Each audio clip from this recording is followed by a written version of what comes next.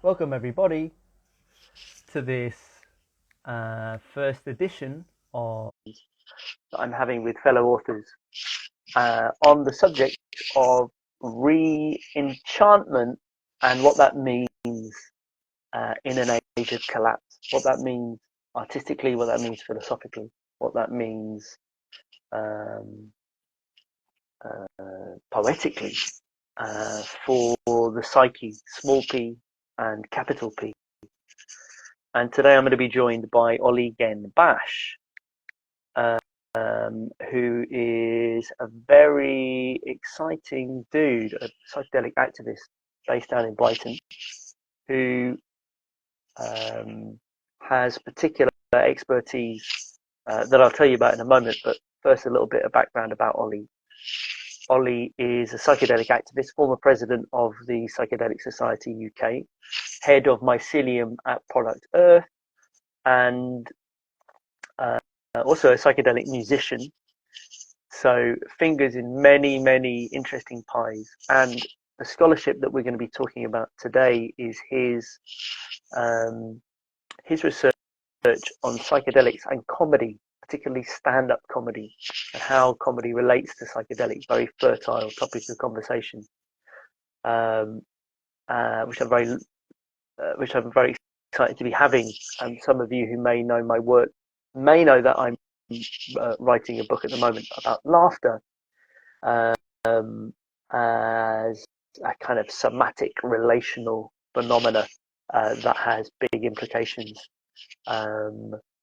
for the way that we conceive of the mind and groups of bodies. And I'm not going to talk about my bush. I'm not going to talk about my bush. I'm not going to talk about my book. I'm going to talk about Ollie's work in just a moment. I'm just going to get him in the room. So Ollie has waved. So in theory, I should be able to see him. Having a little bit of difficulty.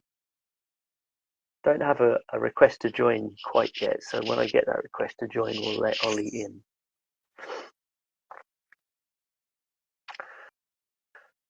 Right, and thank you for your patience.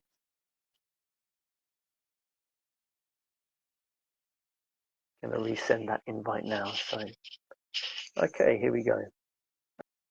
Accept. Go live, Ollie Genn-Bash. And here we go. Hey, hello, Ollie. Hello, Pete. Hello, Pete. Third time lucky. This is the third time that we've tried to get you in the room, and here you are. Welcome. Very happy to have you here, mate. Thanks for having me. Yes, buddy. So I've been giving you a little introduction about you and your work and the scholarship that you've been doing.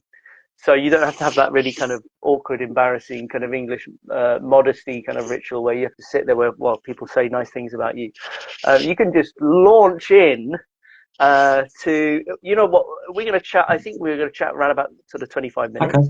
What would be really nice would be, and it's very difficult for you to kind of like sing the gospel of all that research that all that juicy stuff that you've been doing.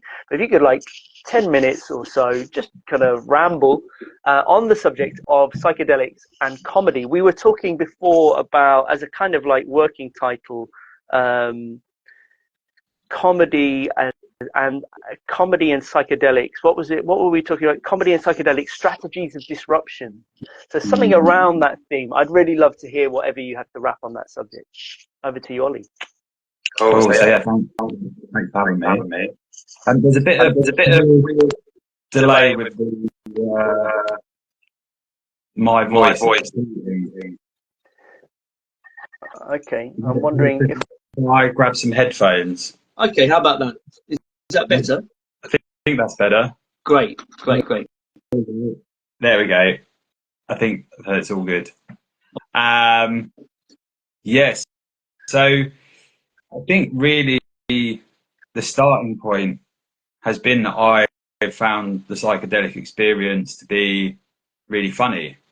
I've had a lot of experiences with psychedelics where I'm laughing my arse off, you know, and more so than I've ever done in any other situation, almost laughing for the sake of laughing, really enjoying that process of laughing, really understanding it from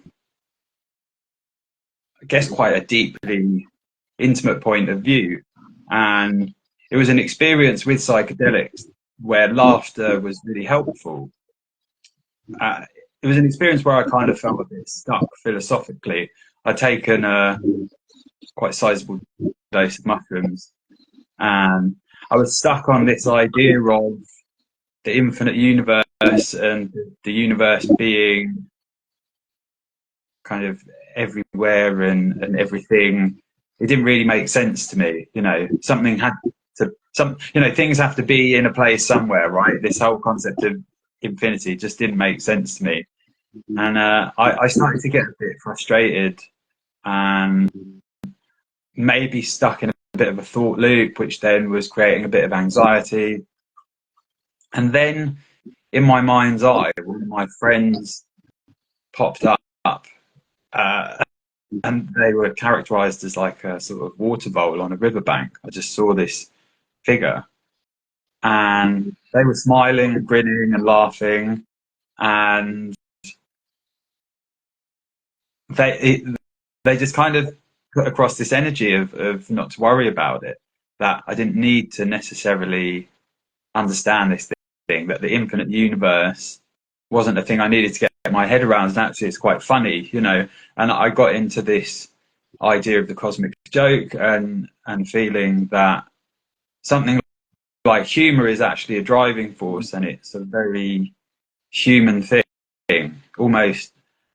You could say it's uniquely human. Obviously there's laughter that exists and play that exists with animals, but this idea of humor, this idea of comedy, this idea of finding something funny, I think for me is fueled by psychedelics. I often refer to LSD as joke fuel because it has this amazing ability to help us read between the lines and engage in wordplay and silly concepts and create novel concepts and have a lot of fun with reality. It's, I really feel like you're kind of this like mini god in an acid trip where you can just play with the dimensions, and one of those dimensions is the conceptual dimensions. And for me at least, that fun, that inquiry, I guess, it's running alongside it, right? Wanting to know what the deeper magic is, that richness. It's fun, it's exciting, it's playful, and that's what attracted me to psychedelics. And I guess a lot of the music that I was into at the time, I was living in Canterbury. I was very aware of the Canterbury scene, the formation of progressive rock in the 60s and 70s, which was quite magical but also quite playful. And I really just saw psychedelics as a, I wasn't say I wasn't taking them seriously, but I realized, for me at least, that there was a lot of joy to be had. And then so this point about what was it we said, disruptors of, or strategies of disruption. Strategies of disruption. So my postgrad research was within the themes of resistance. So it was looking at practices of resistance, and I was looking at stand-up comedy as a practice of resistance, and looking at how psychedelics infused the stand-up comedy of certain stand-up comedians who had or I guess kind of walked a certain avenue of stand-up comedy that was quite fearless, and from their perspective was piercing through this veil of bullshit. People like Bill Hicks, George Carlin. I mostly wrote my master's thesis on Bill Hicks because it was just his comedy was so infused, creatively, but also explicitly with the stories he told about psychedelics. And I've kind of continued to see this, psychedelic comedy, comedic psychedelia, this real interplay of all of it. It does perform this disruption, I think, and we can in that resistance by stepping out of the usual confines of our ordinary thought patterns. And I guess that's what comedy is, right? It's turning something on its head and making us see it in a different way. It's interesting. This is all really fascinating, and sorry if I'm jumping in too early, but lots of things are popping into my head in response to this. Yeah, the idea of like you're touching on of comedy sort of puncturing consciousness, you know, and it punctures and it tears open the fabric of consensus reality, and it says no, this is a valid thing to do with your life or with your voice or with your Wednesday afternoon or whatever it might be, and it creates. There's been neurological studies, I believe. I don't know. Maybe you could correct me a bit on comedy and the creation of new neural connections. So this idea of psychedelics creating flux in the brain and psychedelic creating or dehabituating cognition and estranging thought. This is something I've been thinking a lot about when it comes to poetry and the way that what poetry does to language. I think actually in our culture we think of stand-up comedy and we think of entertainment. We don't really think of art, and we certainly don't think of shamanic practices of modulating consciousness, right? And this is not to say that all comedy is necessarily modulating consciousness or is psychedelic or is evolving the mind in any way. But there is a skillful comedian, I think, is doing exactly that, like you say. Bill Hicks being a great example, a radical and somebody who I mean, back then psychedelics was a much more radical subject as well, of course. Yeah, and I mean it's interesting, this I guess degree of seriousness and radicalness in the comedy of people like Bill Hicks, George Carlin as well, sometimes quite, might be perceived as being quite angry, but also in engaging with that darkness, it is really playing with it. It's showing people that actually it's okay to engage within the stuff that we might feel is too serious and that we can't actually touch upon. And then it really lends itself to a certain power, I think. And you talked about the cosmic joke. Is this a phrase of your own? I'm curious to know a little bit more what you mean when you say the cosmic joke. No, it's not. It's not a phrase of mine. I'm not really where it comes from originally, but I think it's the idea that we do a lot of inquiry, self-reflective practice, meditation. We engage in all of these practices which are trying to get to the bottom of something, and every single, well, not every single, I'm generalizing, but a lot of cultures, traditions, religions, it's like this. We're always saying this experience is like something. We can never have that experience directly. So in all the written scriptures, it's always like something. It's comparing it to something. It's using metaphor and all of these things. And there's an interesting strand in Buddhism of crazy wisdom, which is essentially the idea that, you can do all of this meditation, you can engage in all of these different practices, but ultimately when you get down to the bottom of it, we still don't know what the answer is. We still don't know what the thing is. We still can't grasp it because we're still talking in language. We're using context and words to, take what's in here and give it to someone else, right? So then that might turn into frustration, because we can't understand it. I just need to get to the bottom of it. And people spend, decades studying and then we can just let that go and realize that it's all funny. And if we were to get to the bottom of it, then reality might end. Who knows? I always think of an episode of Futurama. I don't know if you ever watched Futurama, the cartoon series. Yes. So there's an episode where Professor Farnsworth, he he like realizes that he's figured out everything in the universe.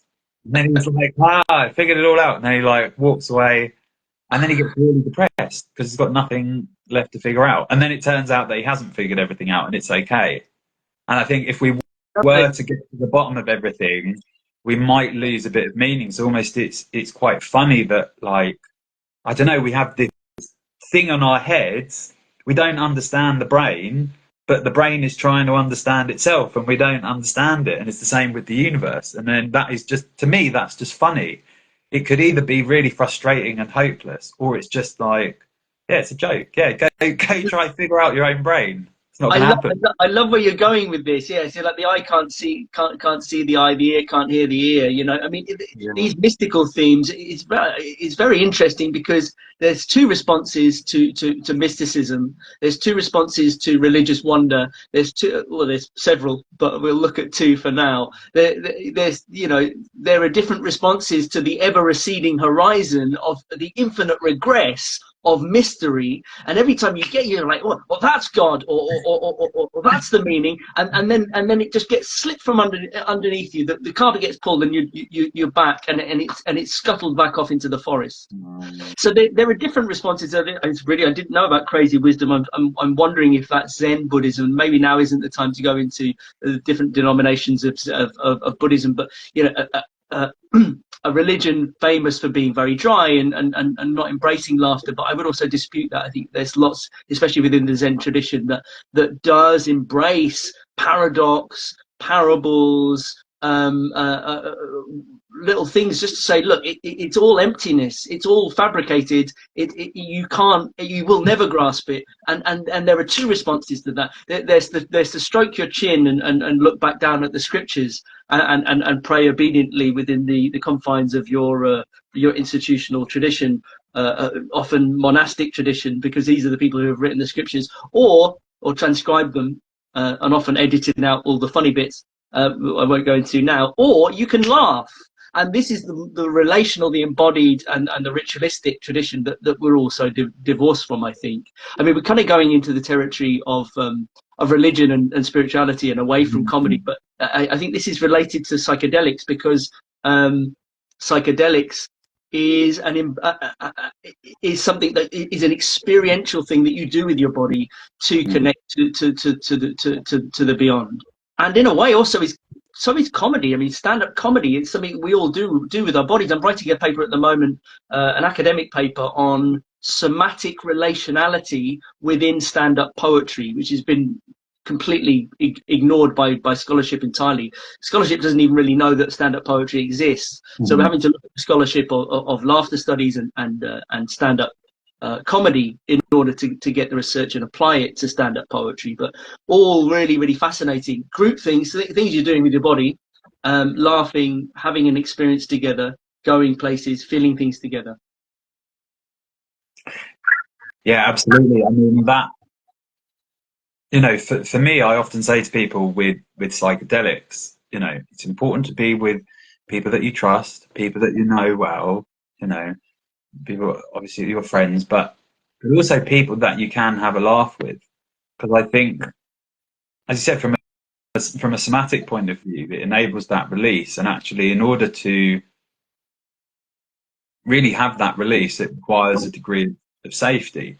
In the same way that paying to go see a stand-up comedian, you're aware that everyone else in the room is a fan of this comedian. So you're laughing when everyone else is laughing, because there is a lot of safety around that, and it is this group release, and that is that communal bonding experience. And I think with psychedelics in particular, there's something really portentous in those moments of humor that kind of like imprints a very strong bonding experience. But I think you can have that stuff on your own, but I think it becomes potentially more healing just to know that you've got that safety, and actually that what you find funny someone else finds funny, and being in that same place of the same sense of humor is that you're being held. I love this. I think it's very interesting, and it's a surprising direction that you're taking, because you're kind of like, when you're becoming part of a body of bodies, and the healing that happens in comedy, in banter, in spaces of group ecstasy and laughter, and the group peak experience. What's the word? A collective joy. In places of collective joy, often we're meeting a very deep somatic need. Is to laugh and to be part of a big group of people all laughing together because we've said something naughty, because somebody's taken a risk and is being ridiculous and is completely transgressing all of the boundaries of accepted decorum and normative behavior. And it's like, there's something in it. Oh, so like, like this person is embodying an archetype, a grotesque caricature of a capitalist or a vulnerable person who's depressed because their husband or their wife, whatever character the comedian may be embodying on stage. Everyone gets to feel that, and it's kind of almost like a shamanic channeling exercise, where that, I mean, this is, I'm kind of really reflecting on my own work when I'm performing. I don't want to use my I don't want to put myself in the same sentence as shamanic, but there are shades of that, right? Increasingly, I see when I embody an emotion on stage, when I embody a character, the further I go into that for myself, then the more it resonates with people. Now, I've often thought about performing arts as an act of transcendence, especially in group settings, because we come out of ourselves and we go into a river and a current of emotion, and we go into that. And I think comedy, absolutely, a good comedian is an expert at working the room in ways that poets could learn a huge amount from. And all artists, all performing artists, because it's so relational, it's so responsive to who's, what's happening, what's rippling, what's coming up, who's shouting what. It's different every time. This is the oral tradition at its height, actually, in our current culture. This capacity to roll with whatever punches is being thrown, and to come back and to be vulnerable and to be silly and to break all those, and to get everybody convulsing and spasming in their solar plexus. That is pretty psychedelic, and that's pretty healing and pretty shamanic, I think. Yeah, absolutely. I mean, there's a comedian who he's been around for a long time, a Canadian comedian called Harland Williams. He's an actor as well, and he's got a podcast, which, to me, I was listening to it the other day when I'd had a small dose of mushrooms. And I just thought it was the perfect thing for just kind of having on what, I was like doing some art and I had this on in the background. And I just thought it was so funny, because what he's really good with is wordplay. And he's just relentless and doesn't let up with being silly. And someone says something and then he twists the wordplay around, and it's like, it's quite shamanic in that way, because he's really holding this space of being silly, and it's like you have to get on board with being silly, and if you don't get on board with being silly, then it's not really going to work. And I have a similar thing in my relationship with my girlfriend. It's like we like being silly with each other, and if we weren't in a situation where we're feeling safe, then that would be quite difficult. But we very much like the fact that each other is really silly. People who are friends with me like that I'm silly, that I can come into a place, and I do a lot of stuff like that with wordplay, and I feel like it is holding the space to a certain extent and making people feel safe, that there is joy to be had in all circumstances. Maybe not in all circumstances. There's obviously circumstances which require, whatever. Obviously, something tragic has happened, you don't want to take the piss. But actually, in like everyday normal circumstances, there's, I think, from my perspective, a need to be explicitly silly more. I spend a lot of my time listening to comedy podcasts where it is just two comedians riffing off each other. And for me, it's the best thing. I can sit and listen to that for like 3 hours, There is joy in all circumstances. That's really beautiful. I think there's joy somewhere in the life cycle of all circumstances. And sometimes when grief and hardship ripens into wisdom, that's when our sense of humor also ripens, and joy ripens. And when I say joy, I don't mean happiness. I mean joy in spite of what that person did, or what you did, or what has happened. In spite of that, joy is a tear rolling down your cheek.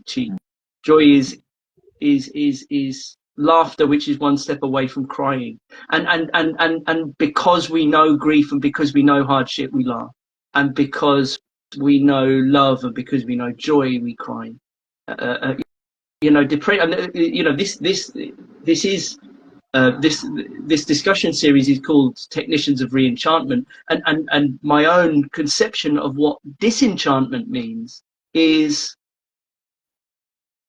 depression. We're living through an epidemic of depression, mental ill health, loneliness, and that is disenchantment. A depressed person would feel glad to cry, because that would be to be able to access the full peak and trough of existence. And I think one thing that links both comedy and, coming back to the subject of your presentation, both comedy and psychedelics together, is that they're both technologies of re-enchantment, I think.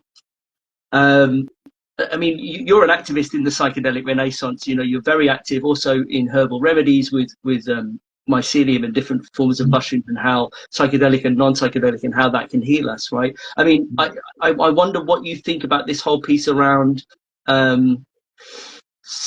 moving from the psychedelics and recontextualizing psychedelics within the container of the traditions of ritual and sociality, of having the people around you, right? Because it seems to me that the psychedelics, if they get you laughing, that's great, but who are you laughing with? Where are you laughing? Is it a safe place to laugh? And what happens when those, or if that laughter turns into tears?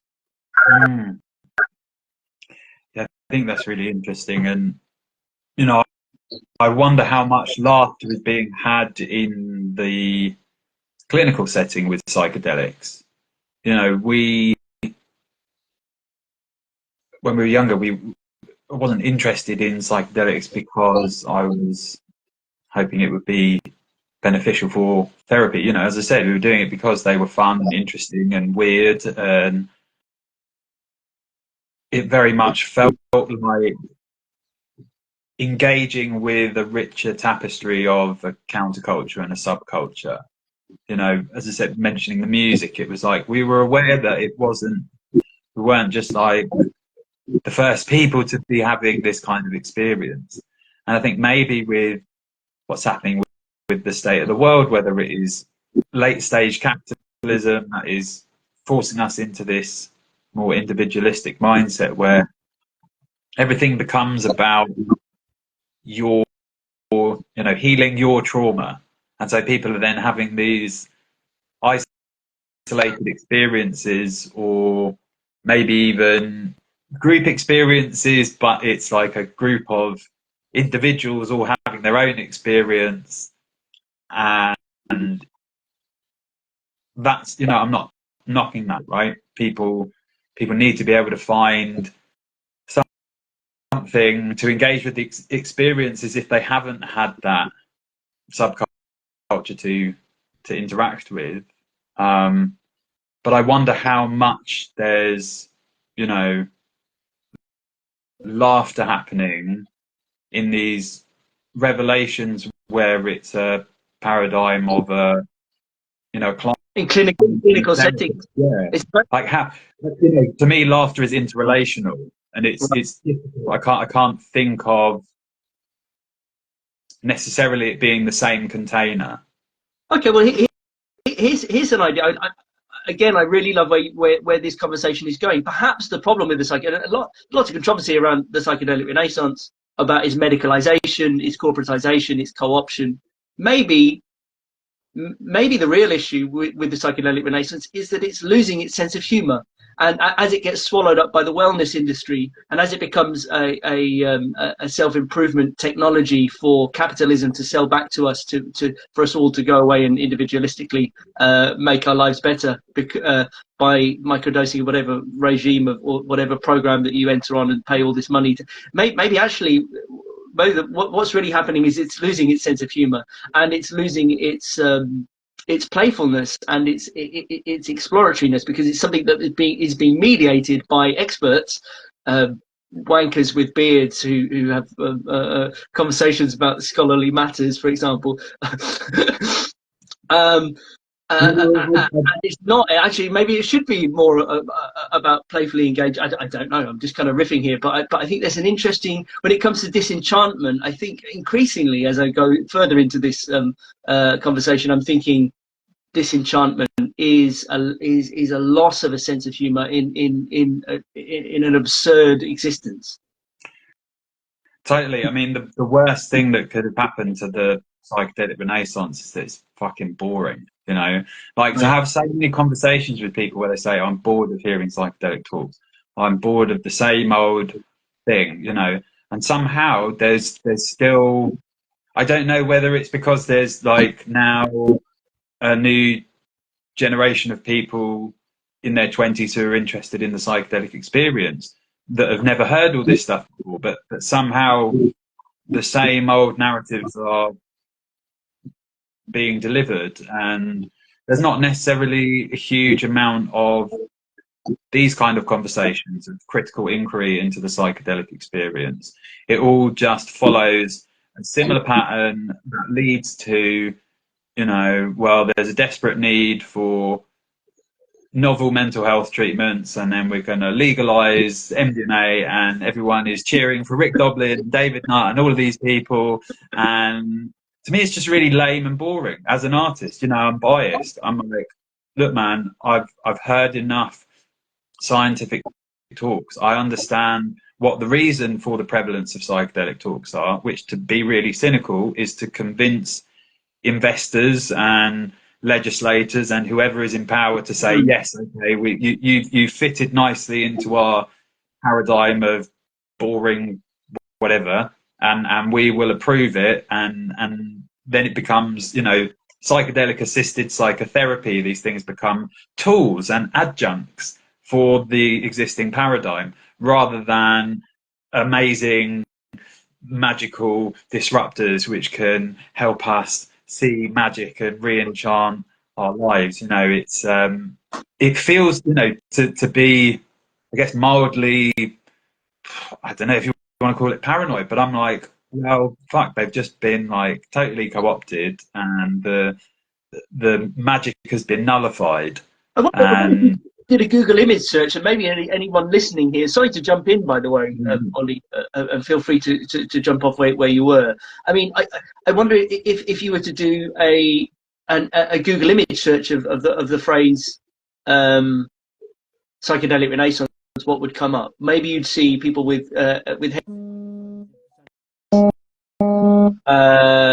maybe you would see something on a phone me, which is really convenient. So much to silence. Maybe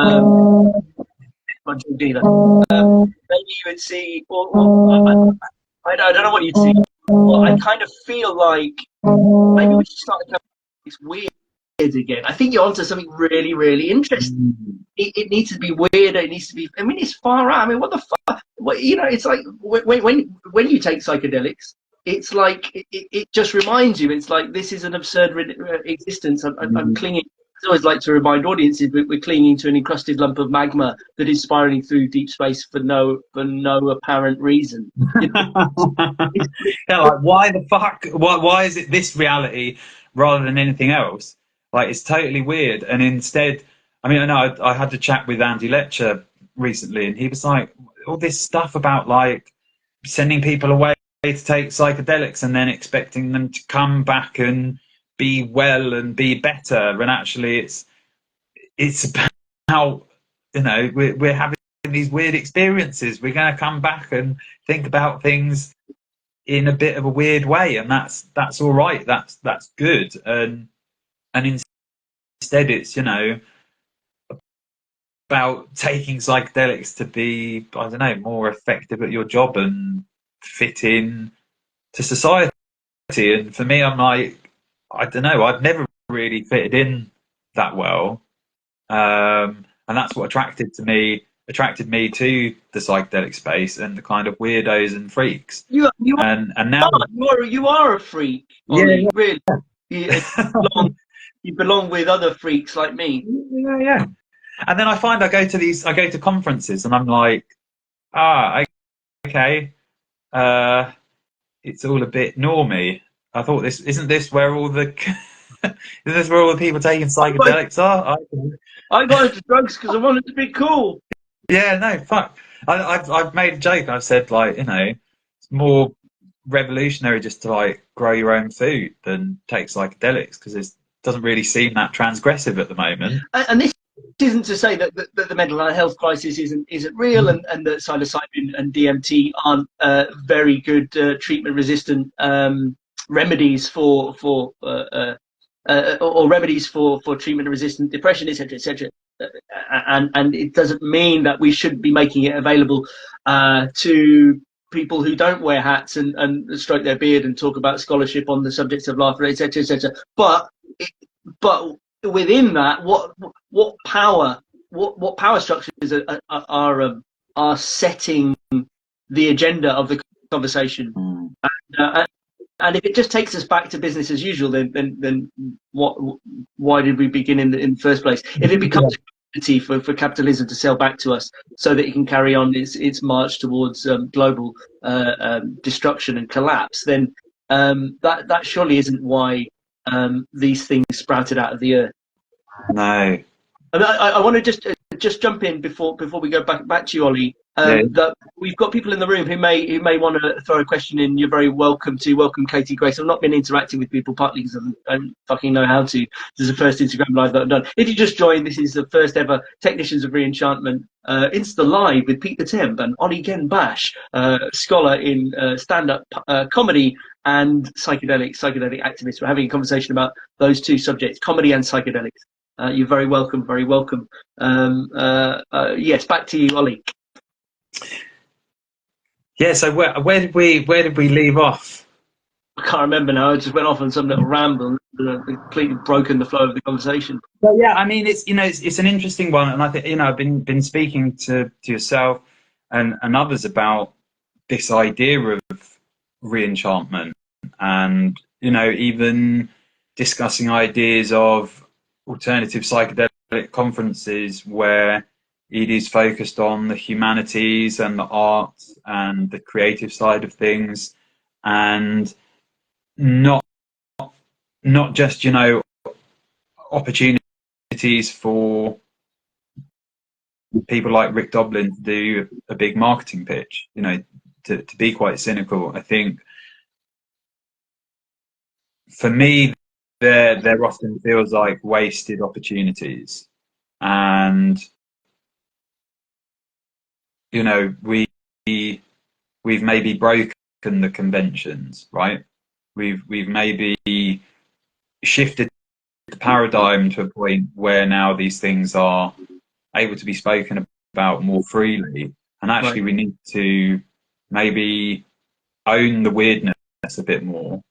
And as you said, there is that world for people that need these treatments in a clinical setting, but I don't know.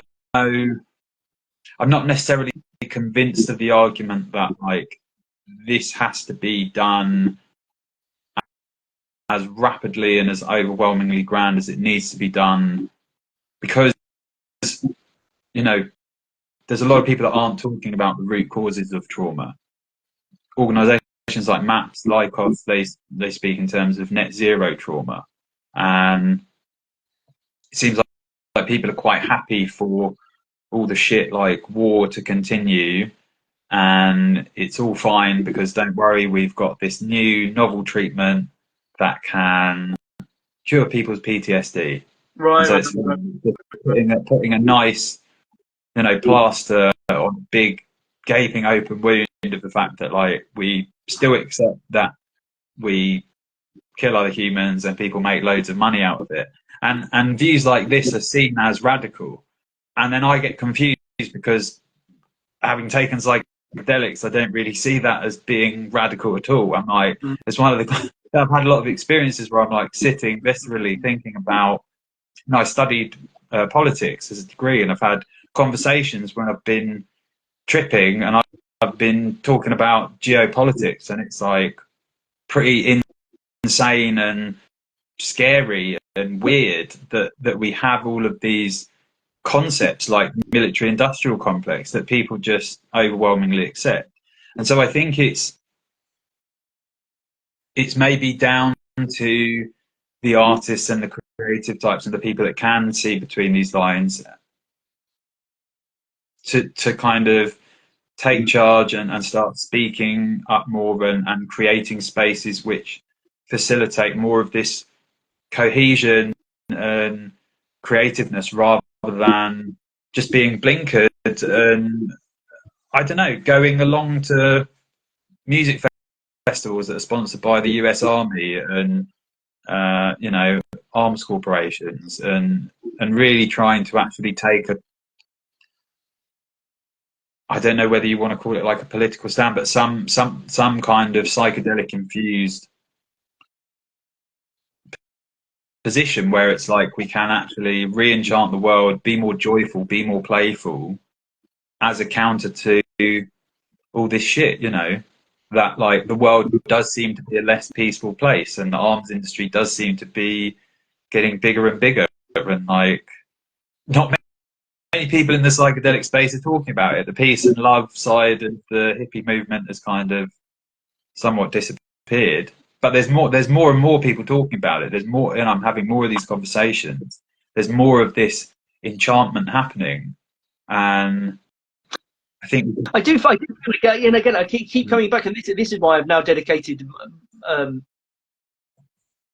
dedicated my entire educational program, private tuition, online workshops. I've got an entire program based around this idea of re-enchantment, because it keeps coming up again and again. John Vervaeke talks about the meaning crisis in an age of in this kind of spiritual religious vacuum, and the fact that we're living through an age of collapse, and what it means to be, as our species and our planet faces an existential crisis. What is the role of the artist? What is the role of everybody really in this, in all of the different kind of converging tsunamis that are bearing down upon us? And re-enchantment, this word keeps on coming back. It's really great, Ollie, to see that you share this passion. And I think, you know, it's nice also, and as I feel this kind of conversation is drawing to an end, that you're making this call for, like, it's incumbent upon all of us. And if anybody's watching this after it's being recorded and is identifies with the psychedelic renaissance, or has ever taken psychedelic drugs, or is an artist or whatever, or identifies with this word re-enchantment, I would also get behind this suggestion of Ollie that, like you say, that we need to, now that it's no longer a taboo to talk about, to say I've taken psychedelic drugs and I've not gone mad, and it's not to say that there aren't, of course, dangers to taking psychedelic drugs. I'm not going to be as irresponsible to say that, but you know, within the greater awareness of how to do them safely, and the manifold benefits of them, that we cannot actually use that privilege and that safety, the fact that we're having this conversation live on the internet, to also talk about where else we can go with that conversation. yeah, absolutely. I think it's really exciting. You know, I think to, you know, I feel like I've been putting this kind of sentiment out there a bit more recently, but also the more I've been doing that, the more I've just been brought into other spheres where people are on similar wavelength. And I guess that's what happens, isn't it? Where you start to put out this energy and you connect quite easily with people. And maybe once you're in the like psychedelic reality tunnel, that that becomes even easier. You know, you're already there. You're already sort of swimming in the same stream. Right. And so I think, you know, particularly grasping that, really holding on to that, that it's like that is magical when you find people that are on the same wavelength. And I think, you know, for me in particular, when I was writing about this stuff, we're talking over 10 years ago that I did my master's, it was maybe a bit difficult. You know, I was trying to do talks about this stuff, and people didn't really get what I was going on about. It was all relatively new. It was, you know, it was just a bit strange, just a bit weird. And I think for me, it's just been inspiring to find more people. And you know, it's almost like, well, maybe I've been waiting for this opportunity. Now that there needs to be some re-enchantment, you know, there's a demand for silliness. Now that we've well and truly thoroughly done the droll scientific inquiry, we're like, right, what's left? Okay, now we need to be silly again. Now we need to read between the lines. Now we need to get together the artists and musicians and clowns and poets and all these different people that are, you know, magical, you know, and aren't necessarily so like involved in the psychedelic field. You know, I think people think it's bigger than it is. Maybe, you know, psychedelic science in, you know, the MAPS conference, it had 14,000 people, which seems like a lot, but then if you were to look at, you know, like a football stadium with 14,000 people, that's a really tiny football stadium. Well, not really tiny, but it's certainly not a Premier League football stadium. So then actually it's like a really tiny percentage of people are maybe so wrapped up in this narrative, and actually we might find there's more people who are just going about their day in a more magical way, who are just engaging with these practices of enchantment, not even feeling like they need to re-enchant anything, because they're just there, like, I don't know, living out in the West Country amongst the stones, just being magical, because that's what they do. And I mean, it could be quite difficult to feel like, I guess, we've lost something that needs to be regained, and that, like, oh, bloody hell, let's not let these dorks make it all lame and boring. But, you know, I think, you know, it can be exciting to feel like, okay, maybe we're on a bit of a mission. It's really exciting, Ollie, because I've had similar conversations before about the medical corporate takeover of the psychedelic renaissance, but I've not had it in the context of a conversation of absurdity and comedy and silliness and weirdness. And I think this is a really interesting, actually, because life is very weird and very absurd, and there's lots of weird, absurd people out there. And if you're watching this, either live or after it's been recorded online, and you're silly and you're weird, and you feel that you have something to contribute to this discussion, maybe as a creative, maybe as a comic, maybe as a performer, maybe as a weird person, or whatever it might be, then please reach out, get in touch with me, and maybe with you as well, Ollie, if you're open to that. And let's expand this conversation. Let's see where we can go with re-enchantment, into the weird, into the comic, into the absurd, as we spiral for no apparent reason through the universe towards our imminent death, getting very serious and angry with ourselves and with each other.